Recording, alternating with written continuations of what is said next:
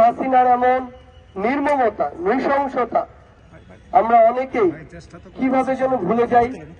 তখনই আমাদের কোন এক শহীদ ভাই, শহীদ পরিবার আমাদেরকে মনে করিয়ে দেয় যে তারা জীবন দিয়ে গেল, রক্ত দিয়ে গেল। আমরা যেন এই খুনি হাসিনাকে ভুলে না যাই।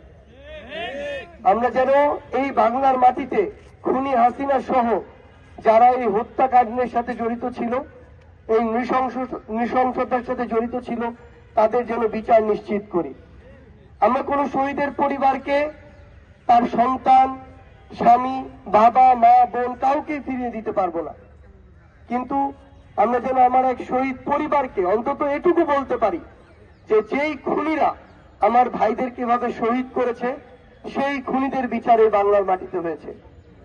আমরা যেন খুনি হাসিনা কিভাবে নির্মমতা চালিয়েছে বিগত 16 বছর এবং বিগত অভ্যুত্থানের সময়ে, দয়া করে আমরা যেন এটি ভুলে না যাই।